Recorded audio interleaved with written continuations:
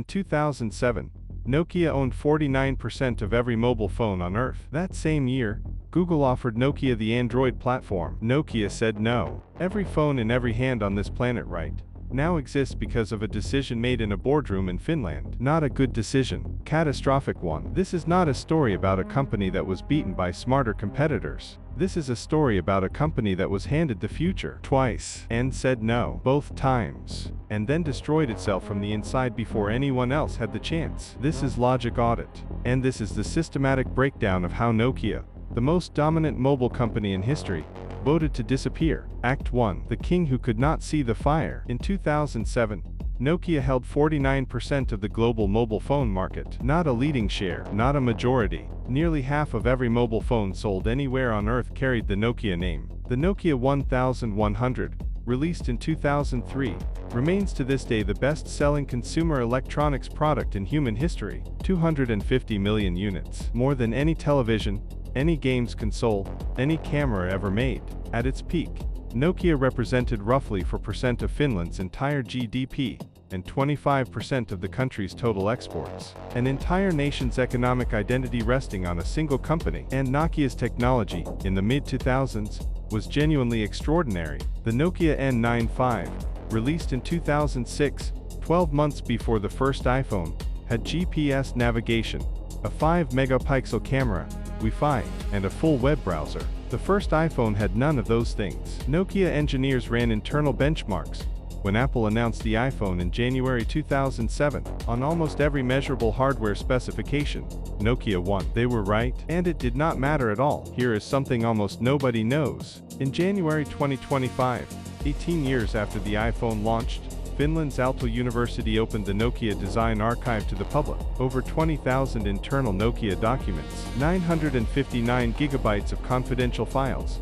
spanning 1996 to 2017. Buried inside was a presentation dated January 10, 2007. One day after Steve Jobs unveiled the iPhone, researchers reading that document in 2025 found something that completely changes the popular narrative about Nokia's downfall. The presentation identified Apple's touchscreen interface as a genuine threat to Nokia's user experience advantage. It flagged Apple's operating system as fundamentally more capable than Nokia's own software. It called for urgent action to re-energize Nokia's interface design across all platforms. Nokia's own engineers, the day after the iPhone was announced, documented exactly what the threat was and exactly what needed to change. That memo sat in a locked archive for 18 years, while 40,000 Nokia employees lost their jobs. The people who could see the problem clearly were never heard. And that pattern, of people who knew staying silent, is the real story of Nokia's collapse. In 2016, Two business school professors published a peer-reviewed study based on 76 interviews with Nokia's own engineers and managers. What they found was not a technology failure, it was a human one. Nokia's middle managers knew that Symbian, the company's operating system, could not compete with Apple's software by 2008. The engineers told them directly, with evidence. But when those managers attended board-level meetings, they reported that development was progressing satisfactorily. The reports shown to Nokia's board were false. Why? The status answer is the most important sentence in this entire video. Middle managers feared that delivering bad news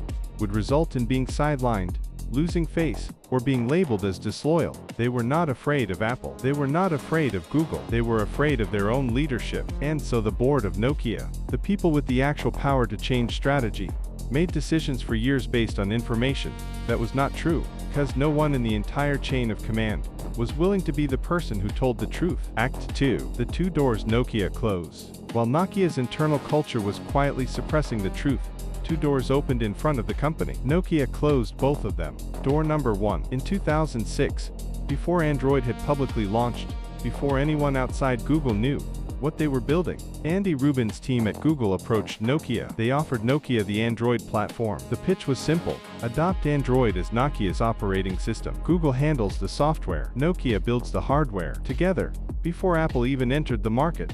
Nokia said no. Their reasoning: Symbian could be updated to compete. Sharing a platform with other manufacturers would undermine Nokia's advantage. A search engine company had no business building mobile operating systems. Within 3 years, Android was on more devices than any operating system in history. Within 10 years, It held 80% of the global smartphone market. The platform Nokia turned down in a boardroom, now running on 3 billion active devices. Door number 2. In February 2011, Nokia's new CEO, Stephen Alop, hired from Microsoft just 4 months earlier, sent a memo to all 40,000 Nokia employees. It was meant to be internal. It was leaked to the press within hours. In the memo, Alop compared Nokia to a man standing on a burning oil platform. The platform is on fire. The water below is freezing. The man must either burn or jump. He was right about the diagnosis, but announcing to 40,000 employees, and through the inevitable leak to the entire world, that your products are obsolete and your platform is dying is not a recovery strategy. It is a press release for your own funeral. Consumer confidence in Nokia phones collapsed within weeks. Retailers began discounting stock immediately. The share price fell, and Alop had not yet announced what Nokia was going to do next. Here is what almost nobody knows. While Nokia was publicly committed to Windows Phone,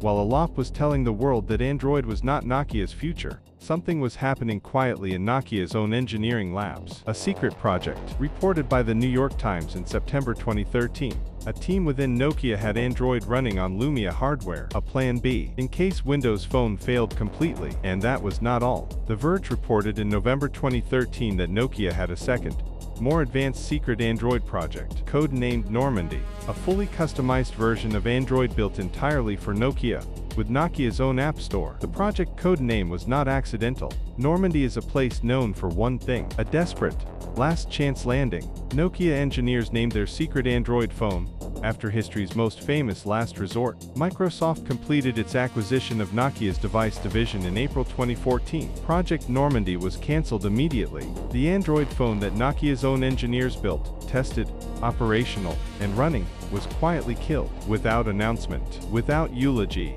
Stephen Alop's tenure at Nokia ended when he announced the sale of Nokia's device division to Microsoft, his former employer, for 5.44 billion euros. Nokia's peak valuation had been over 200 billion euros. They were selling the device division for less than 3% of what the whole company had once been worth. When the sale was announced, it emerged that Alop had a contract clause paying him approximately $25 million if Nokia's device division was sold. Not if it succeeded. If it was sold. The Finnish Prime Minister publicly called the bonus unusual and not understandable from common sense. The Finnish Finance Minister called it bad for social harmony. The theory that Alop was a deliberate plant, placed inside Nokia to engineer its sale to Microsoft, was discussed openly in the Finnish parliament. The Finnish investigative book Operation Alop, based on over 100 insider interviews, concluded he was not a deliberate plant, just an extraordinarily bad CEO who made catastrophic decisions in good faith. Whether that conclusion satisfies you is something you will have to decide for yourself. What is not in dispute is this: Alop came from Microsoft,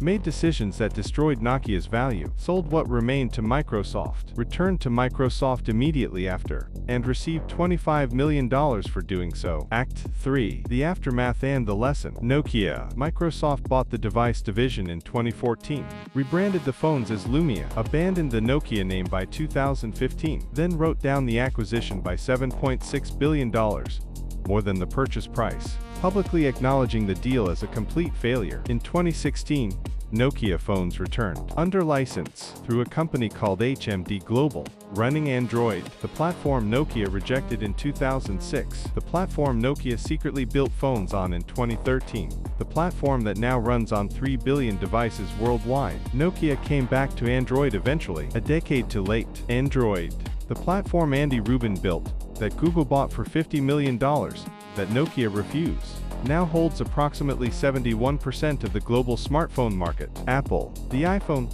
launched with hardware specifications Nokia correctly identified as inferior to their own, went on to generate more cumulative revenue than any product in human history. Apple became, at various points, the most valuable company ever to exist. Here is the final detail that almost no one discusses. Nokia's fundamental wireless communication patents, built during the years Nokia dominated the industry, cover technologies that every smartphone on Earth uses to connect to mobile networks. In 2009, Nokia sued Apple for using those patents without licensing fees. In 2011, Apple settled. They agreed to pay Nokia an ongoing royalty for every iPhone sold, which means that right now, today, every time Apple sells an iPhone, a portion of that revenue goes to Nokia. company that no longer makes smartphones, receiving royalties from the company that replaced them. And Google's Android platform also pays Nokia licensing fees on the same foundational wireless patents. Nokia built the roads, lost the cars, and now collects the toll. The final verdict. So what actually killed Nokia? Not Apple. Nokia saw Apple coming. There is now a document dated January the 10th, 2007, written by Nokia's own engineers, that proves they understood the threat precisely. Not Google. Nokia was offered Android before the world knew it existed. They made a calculated decision to decline. Not Alop alone. The fear culture that falsified board reports, the structural inability to kill their failing software, the decision to reject Android, all of that happened before Alop arrived. What killed Nokia was a culture in which the cost of telling the truth was higher than the cost of staying silent. The people who could see the problem were never allowed to say so out loud. And the board, the people who held the actual power to act, made decisions for years based on information that was not accurate. That is the lesson. Not about phones, not about operating systems, not about Steve Jobs or Andy Rubin or Stephen Alop, about what happens when the people at the top of an institution stop being able to hear the people who actually understand what is happening. Nokia is not history. That pattern is alive right now, in companies you use every day, in institutions you depend on. The only question is whether anyone inside them is willing to be the person who says it out loud. This was Logic Audit. If this video made you think differently about something you thought you already understood,